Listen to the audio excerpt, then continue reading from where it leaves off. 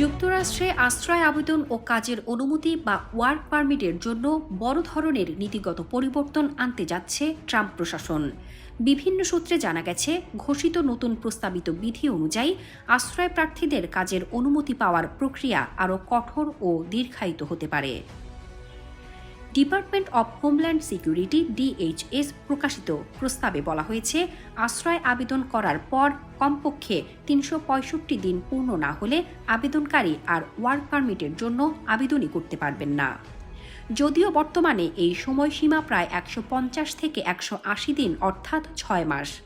আর নতুন এই নিয়ম কার্যকর হলে আবেদনকারীদের অন্তত ১ বছর অপেক্ষা করতে হবে কাজের অনুমতির জন্য।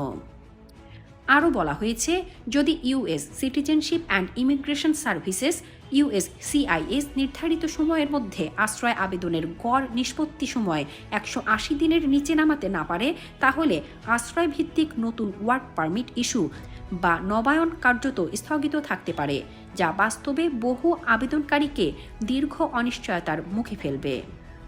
প্রস্তাবিত নীতিতে আরও উল্লেখ আছে, যারা অনিয়মিতভাবে যুক্তরাষ্ট্রে প্রবেশ করেছেন এবং ৪৮ ঘণ্টার মধ্যে আশ্রয়ের ইচ্ছা কর্তৃপক্ষকে জানাননি, তারা সাধারণ নিয়মে কাজের অনুমতির অযোগ্য বিবেচিত হতে পারেন।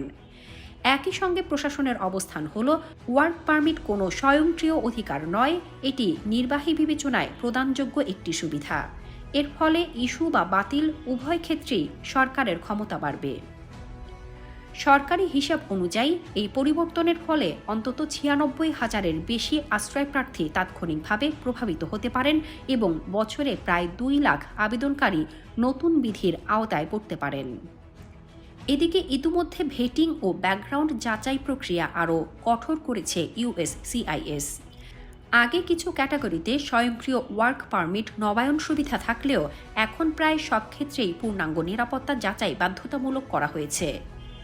প্রশাসনের যুক্তি হচ্ছে, যুক্তরাষ্ট্রে ভিত্তিহীন আশ্রয় আবেদন কমানো, নিরাপত্তা জোরদার করা এবং সিস্টেমের ওপর চাপ কমাতে এ উদ্যোগ নেওয়া হয়েছে। প্রস্তাবটি এখনও চূড়ান্ত হয়নি। আগামী ৬০ দিন জনমত গ্রহণ প্রক্রিয়া শেষে চূড়ান্ত বিধি জারি হতে পারে। তবে এটা স্পষ্ট যে যুক্তরাষ্ট্রে আশ্রয় ও কাজের অনুমতির প্রশ্নে নতুন এক কঠোর বাস্তবতা সামনে আসছে। অভিবাসন অধিকার কর্মীরা বলছেন, এতে বৈধভাবে আশ্রয় প্রার্থী হয়ে থাকা হাজারো মানুষ বছরের পর বছর কাজের সুযোগ থেকে বঞ্চিত হবেন, যা তাদের জীবনযাপনকে আরও অনিশ্চিত করে তুলবে।